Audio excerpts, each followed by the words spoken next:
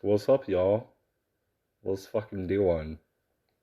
It's not Sunday, but motherfucker, the day of the week don't matter. That don't mean shit. We're just out here. We're trying to do like something. We're trying to like promote the people. We're trying to have us all come together because we're in a real fucked up state of mind. Like all of us.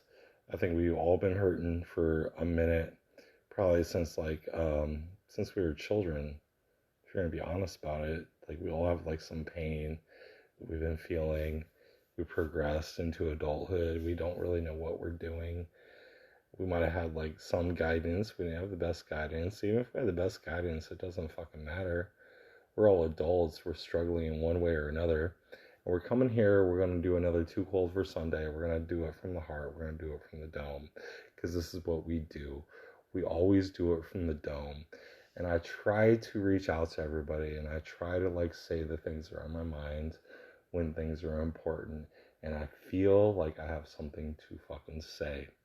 And it's not always that I have something to say. And I don't always have guidance for anyone. I don't have the best advice.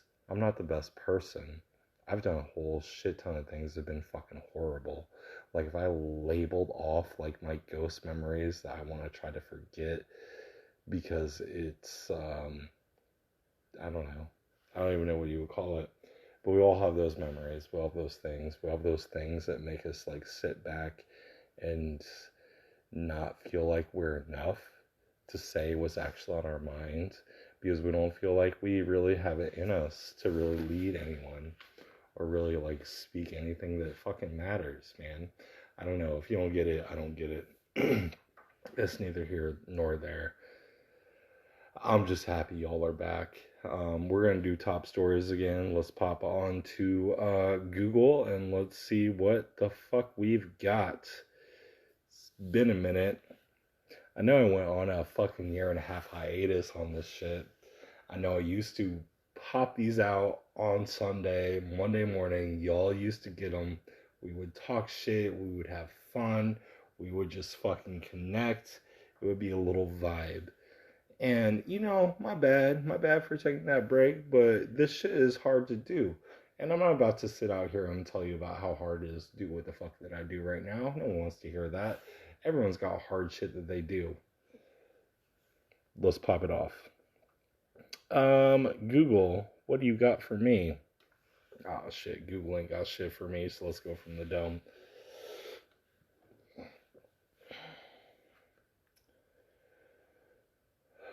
Let's talk about what's happening in this world. Let's talk about what's happening in the United States of America. Let's talk about this financial struggle that we're all going through. Let's talk about how $100,000 a year is like the old $50,000 a year. You make 100 G's a year, you can't even vacation. You don't even get PTO. You don't even get vacation time because you're going to get put behind because everybody's fucking understaffed. Let's really delve deep into that because I know every single one of you can fucking feel that. Like, a dollar's not a dollar anymore. A dollar is fucking 50 cents.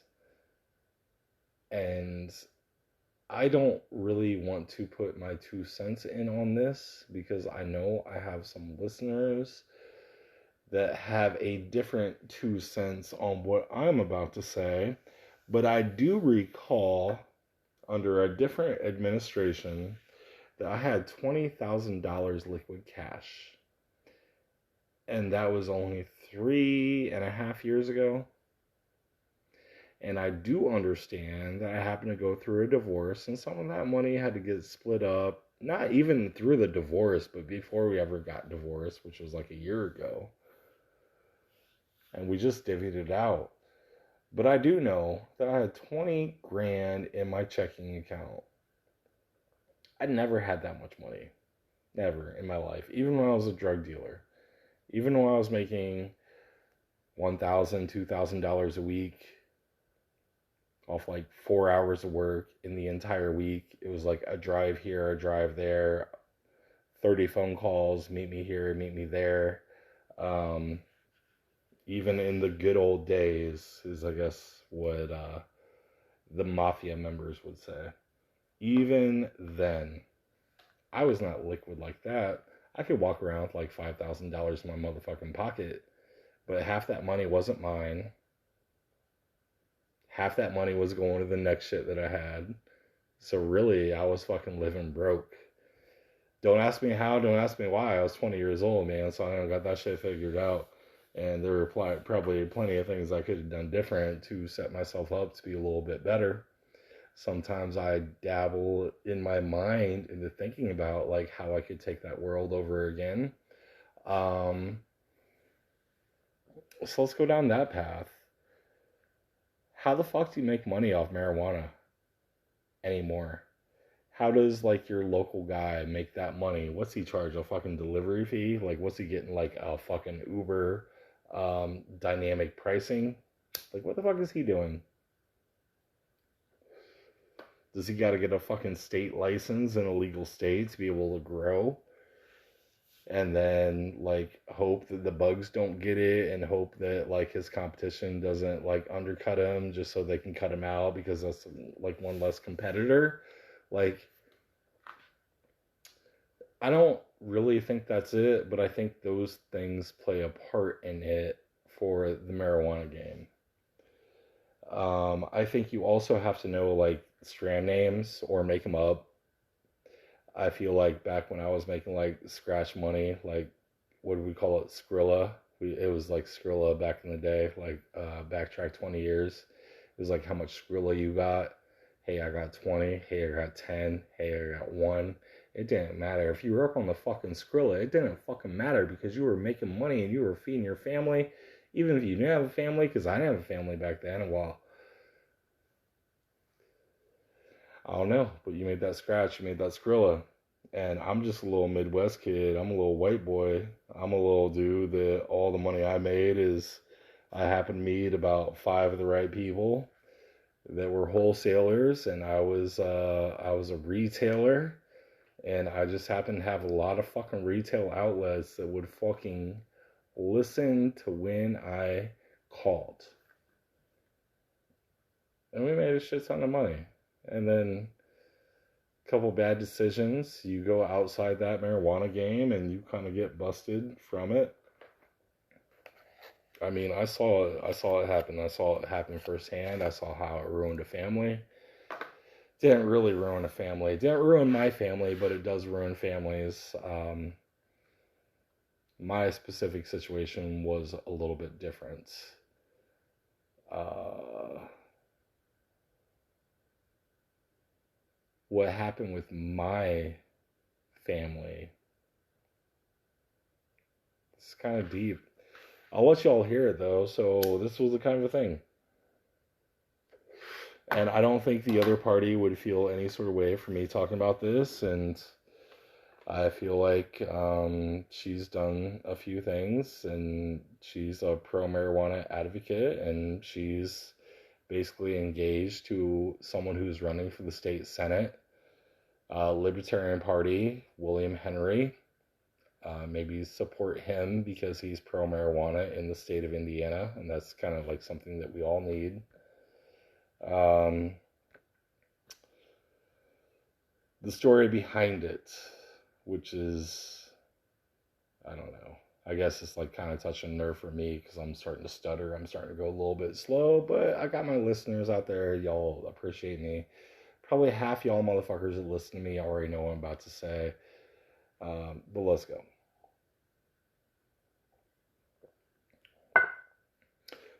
So I was hustling. I was doing that. Like I said, I was doing that little run to one city, run back to another small town, get bulk for half price, run it back to that small town, make fucking 50 phone calls, make 50 deals in about 2 hours, and triple your money type shit. Like that story. That story is always going to happen. The same motherfuckers are doing it right now. There's another Too Cold out there that's running that same fucking scheme out there.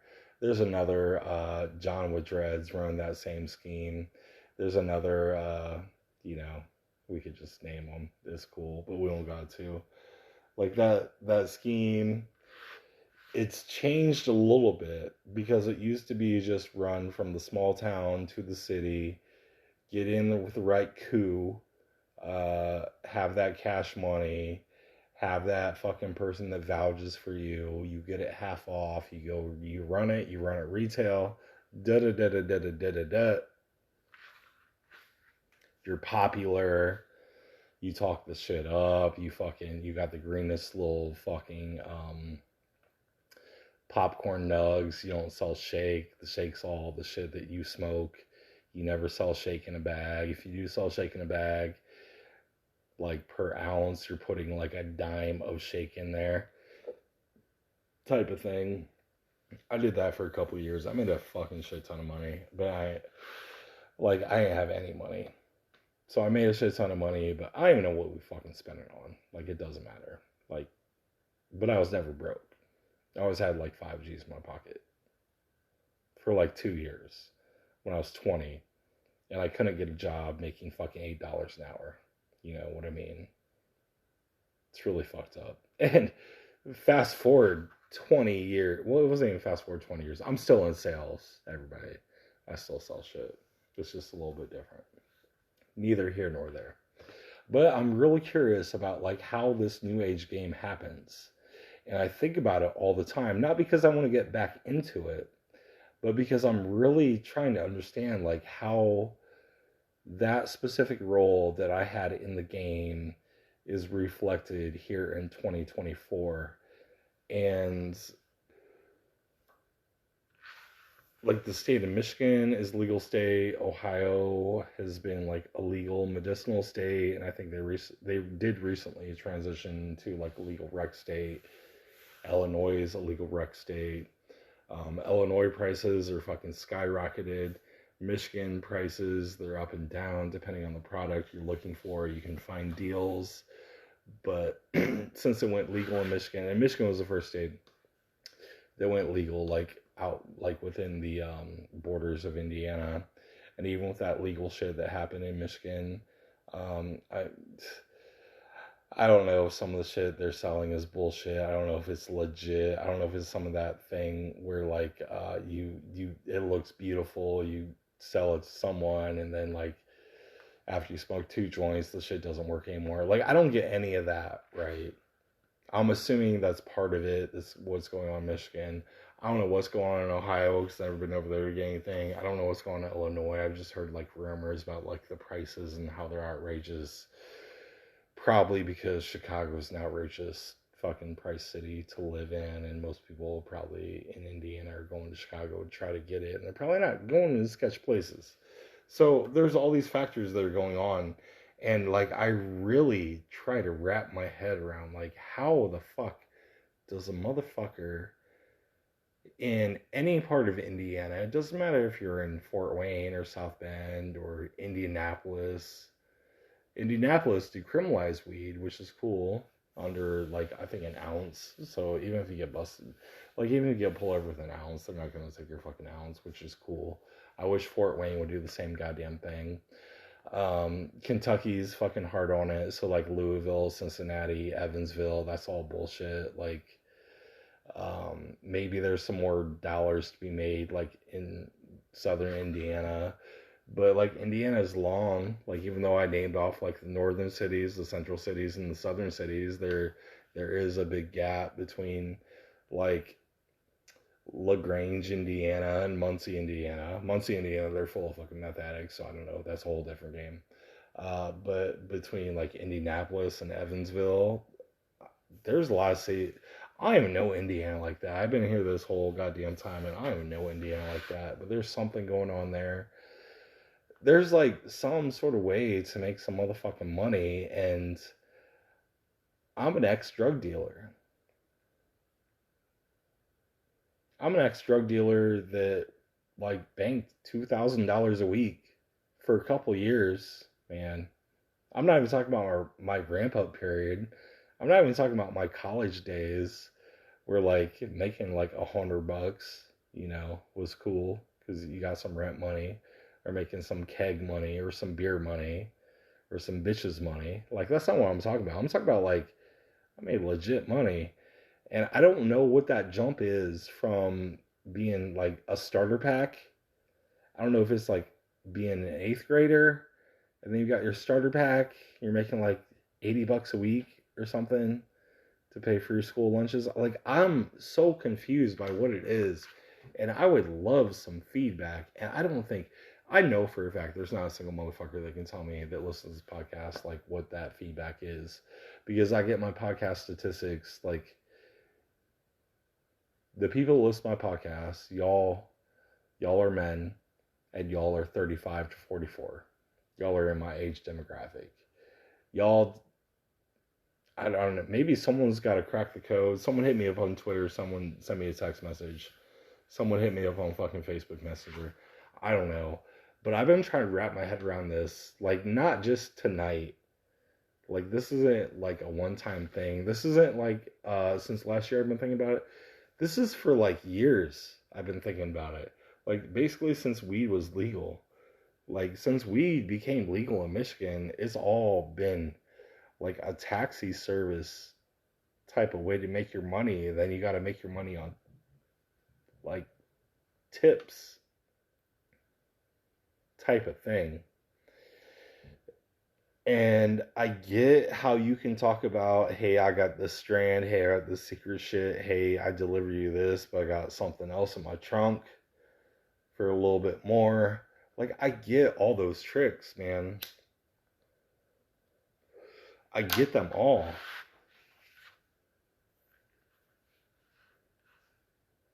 I get those tricks.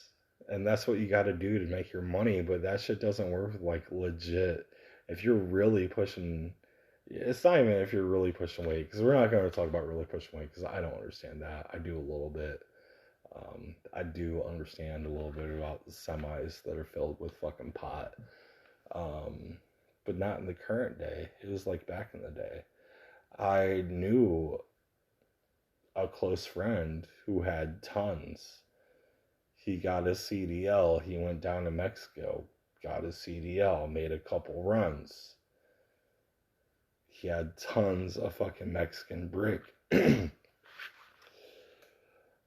I used to buy Mexican brick for $200 an ounce, and fucking in between like my great mids that I would sell, I would push off some of this $200 an ounce shit and make a boat ton of fucking money. Because in between drug deals, you got like, if you got 20 drug deals, we don't even call them drugs, you got 20 weed deals with a client, and then you got shit that looks the same but doesn't get you high. But yeah, as a drug dealer, instead of paying fucking $1,600 for it for an ounce, you pay $200 for an ounce, but it looks exactly the same. It just doesn't get you high after 2 times. Like, you can kind of make that happen every now and then, and you can fucking bank. And I knew the motherfucker that was driving down from where I was from to Mexico, bringing it back up in bricks, tons, like tons. What's a ton? 2,000 pounds. So I don't know. He brought 6,000 pounds back. Somehow something happened that didn't go right. He didn't get busted in Mexico. Like, he didn't get busted in Texas, Oklahoma, Arkansas, Illinois, St. Louis. He didn't get busted. He got busted back in his hometown. Like, he was like a block from his house. Fuck how that motherfucking shit got fucked up. You know what I mean? Like, the motherfucking semi-trailer was sitting in his truck. He didn't even have it for that many days. Someone snitched on him. Motherfucker was a Mexican, and he only sold Mexicans, but yet, I'm a Muedo. Like, my nickname is Casper. Like, I was kind of cool with him. It wasn't me that snitched him out. I don't know who the fuck it was. But how do you make money off weed? I'm really trying to fucking figure it out. You can grow the shit. Like, even, for example, if you grew the shit, and if you were in Indiana, and let's say you were in Fort Wayne, Indiana, and you had fucking, let's say you had 25 plants growing. 25 plants that grew into, the first time grow, you get like half a pound to a pound each. I don't know. Maybe you can fucking grow better than I ever could. I grew one time. But we fucking legitimately grew. and then you fucking hang it, you dry it. All your neighbor, like the whole neighborhood smells like pot. That's one thing I will tell you. If you grow weed, and if you grow weed in your house, and if you fucking box that shit up, you fucking cement it in, you got a cement room, that weed's still gonna talk to you. They still have a life force behind them. They'll still convince you to take them out of the box and sit them out in the garage. The odor will emit in the evening. Don't ask me why. That's above my pay grade. But that pot smell, it comes out. It comes out when it wants to. But I will tell you, in the evening, when things are quiet, things are slow, your whole fucking block's gonna smell like pot. You got 25 plants. You got 10 plants. All your fucking neighbors are gonna know. Someone knows a cop. Someone's gonna call something. You might be able to get away with, I was just smoking blunts out in the yard, but like that last, like 6 weeks of it, if you got good pot, it's going to smell like good pot in the entire neighborhood. So you kind of got to be out in the country.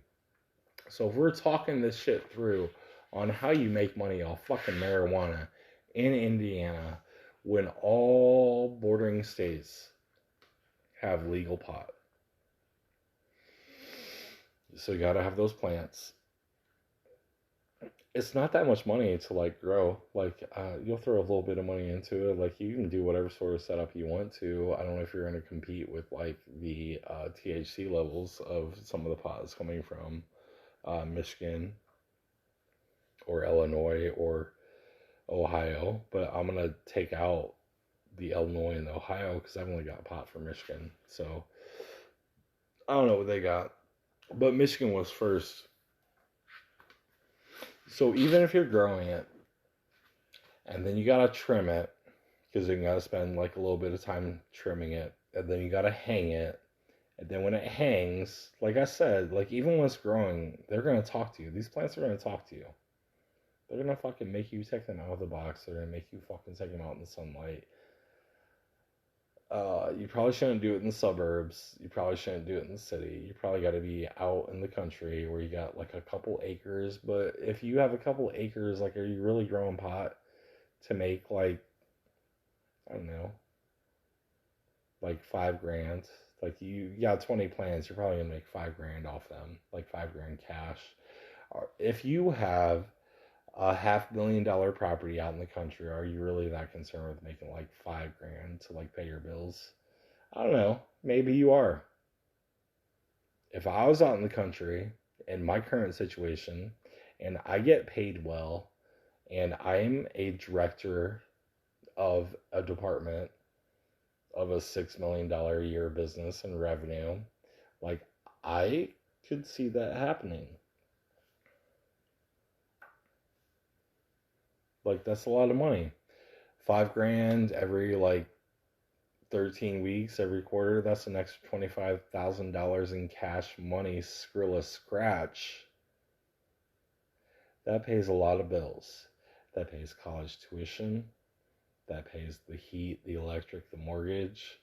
That pays, now we're talking about money laundering, which is a cute subject.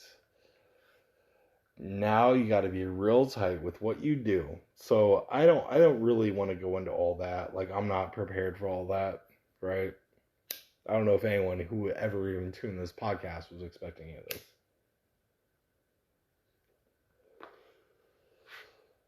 All I was trying to do was like talk about like how the fuck do you make money off the marijuana game now? So let's go back to the scenario. Say you do have that country house. Say you can like meet these requirements and say it is yieldable and say like you kind of have a good like green thumb. Like who do you trust?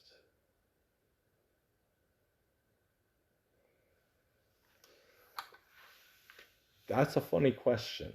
The who do you trust question. Like what sort of what dealer, where do you find your dealer, right? It's probably from a past connection. I fucked up with that. Let me tell you a story. So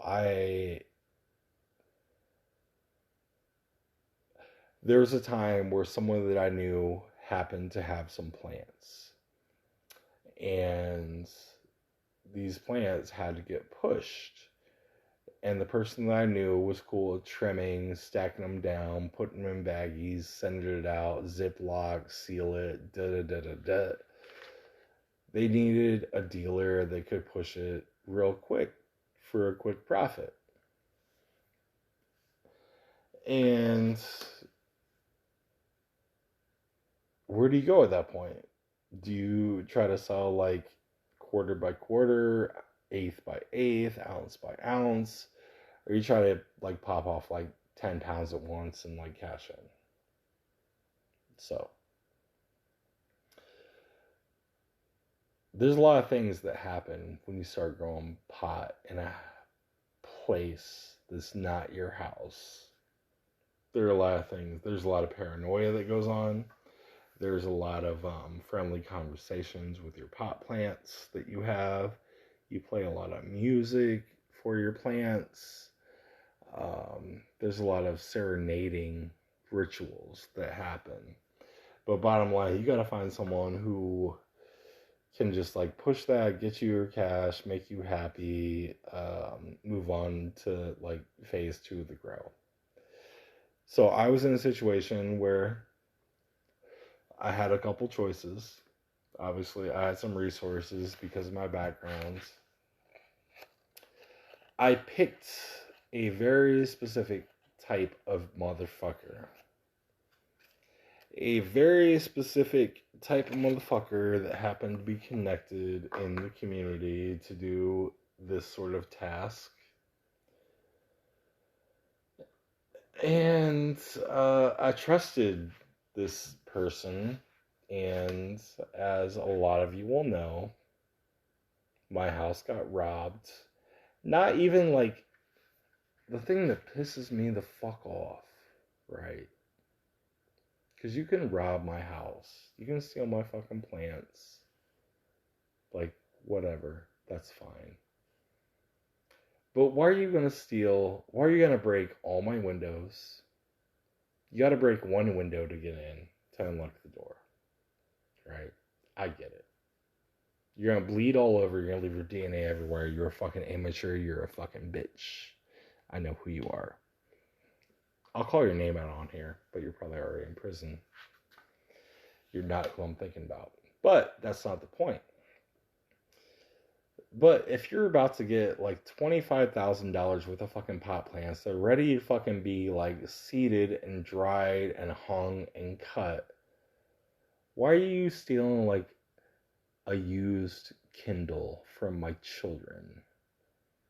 Why are you stealing like an older generation iPhone? Why are you stealing my hats? And this is what's funny. I worked at Lids, so I had a lot of hats. So I know who the fuck you are. Like, why are you stealing my hats that are a certain size and they're fitted? They're not even like snapbacks. You're gonna steal a 7 1/8 hat from me, like several of them, or a 7 1/4. Obviously, you're a fucking white fucker because black people have bigger heads. I don't even know. Shit. No, but I do know, motherfucker. We're going to talk about it. I had some new eras, some snapbacks that were new era that were fit any size. I had some, oh shit, what's the brand? It doesn't matter right now. But you stole my fitted hats that were for a small head. You're obviously a white motherfucker. Like, I know who you are. Like, why would you steal like little minuscule pedescule shit? You're in 25 grand worth of pot. You obviously had some little bitch who was scared to fucking go down in the basement to actually fucking do it. You had some scared little motherfucker that wanted to go upstairs to see what they could fucking find, right? You had a little bitch in your crew that couldn't even fucking go help you because they were too fucking scared to go down there. And they went up and they stole my children's fucking iPad, a fucking outdated iPhone, some fucking hats. I mean, what do you want to steal a fucking bar of fucking soap? You little fucking pussy ass bitch. Come find me, right? Like, I'm 40 years old. I know who you are. I'm a little bit fat. I got man titties on the top and the bottom. But come find me. Listen to this. No, I'm talking about you. Like, I'll still fuck you up. Like, fist to fist combat. Come on. Let's fucking do it. I ain't got no problem, man. I ain't ever been to prison, but fuck, you probably have, and I'll probably fuck you up, and I'll fuck you up, and I'll tell your fucking mom about it. I'll tell your brother about it. I'll tell your sister about it. I'll tell your fucking son about it. They will think about you in a different way. If they look at a motherfucker that looks like me, and I fuck you up, nope.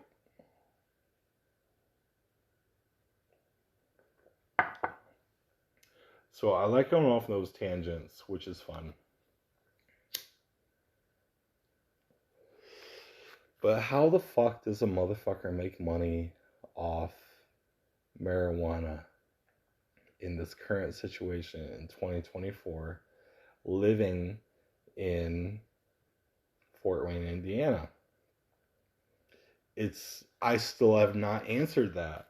And the fucked up thing is, I've been telling you every single thing I know about it. I've done it, and I've been trying to wrap my fucking head around it, but I can't.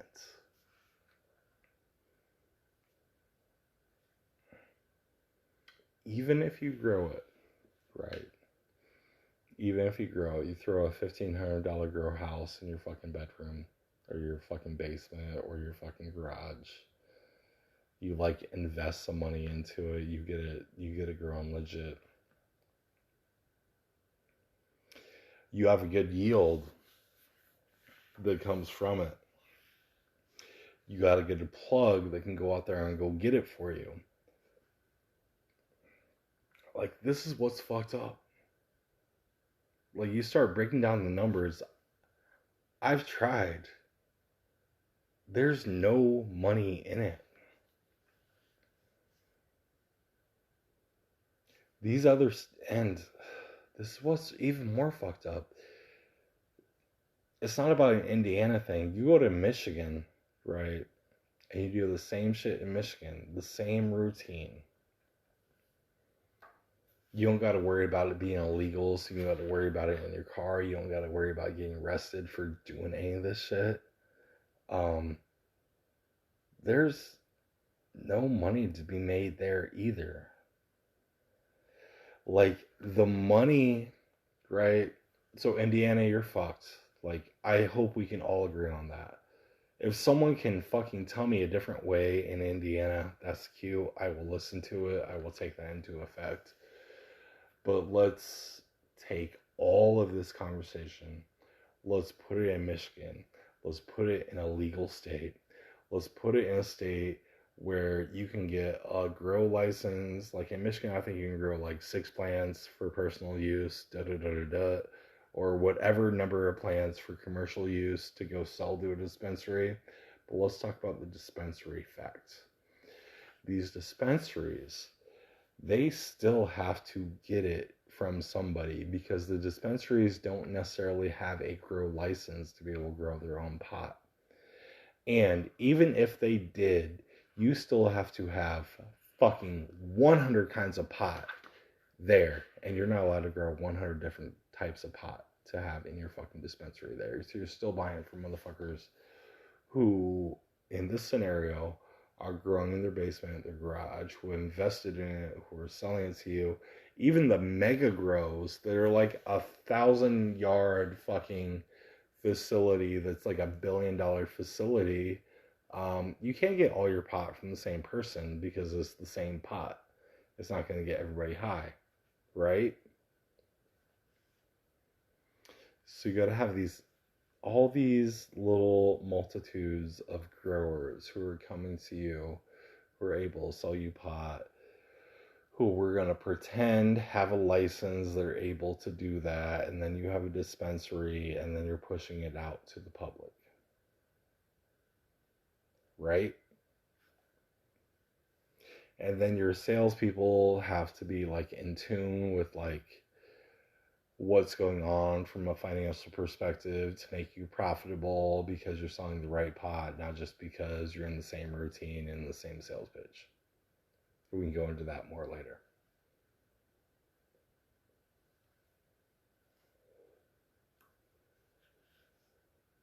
But still, in Michigan, you're still putting the $1,500 investment up to be able to grow these strains. Name your strain, doesn't matter. Maybe you can grow 6 plants, maybe you get a special license to grow 24. You're gonna get like a half pound to a pound and a half, depending on how much you put into it, right? And then you take let's average it out to a pound. You grow 20 plants, you got 20 pounds of personal use pot that you also have a commercial license for, which then you approach the dispensary and you say, hey, I got 20 pounds of this specific hybrid.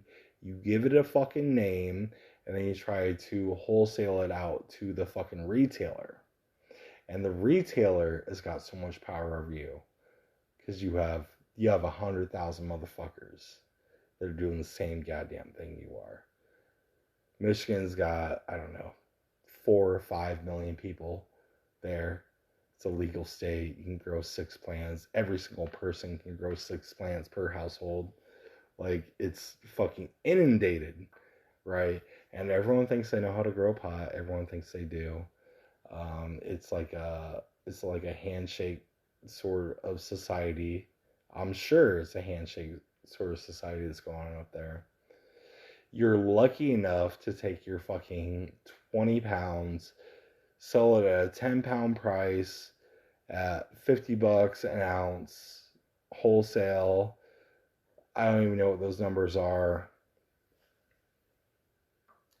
Maybe you get a $20,000 deal once after you sell your pot, your homemade pot to your friends. You make like $2,000.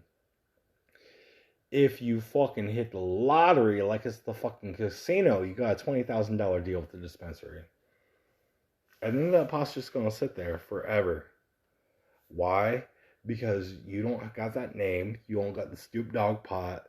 You don't got the Tom Petty pot. You don't got the name your fucking famous person to be able to push that from a marketing perspective. Like, you legitimately gotta have the best shit to do it. And these retailers, they go out of business just like regular retailers go out of business. Like, you ever see like a restaurant go out of business? They open up like 6 months. They say they got the best breakfast, and they got some dudes that are cooking some bullshit eggs, and they're in a bad location to begin with, and the rent's too high. Like, out of business. You know what I mean? So still, even under that scenario, I'm very fucking curious how anyone makes money off marijuana anymore. I'm fucking curious. I don't think they do. Someone does. I feel like the state government does. Because, they're charging their taxes on, like, any amount of marijuana. The state government's getting their fucking 22%. I don't know if it's 22% Michigan, but that's kind of like the standard service fee that happens. So you buy an ounce for $100, and then you're really paying 122% plus sales tax plus some sort of marijuana tax. You're paying $150. So the state's collecting $50 for every single ounce that's sold The person that grew it is probably making $5 per ounce per sold. The retailer is probably making $5 per ounce sold. And the state government is collecting $50 per ounce sold. And that's how these numbers get fucking inflated, right? How do you make money as a fucking drug dealer of marijuana in 2024? It fucking blows my mind. If someone can tell me how, because I am out of answers, and I'm happy y'all motherfuckers wanted to go through this 40-minute journey with me. I'll see y'all next week. We'll chat about it. Hit me up on Twitter. Hit me up on Facebook. Text me. Call me. Let's do that.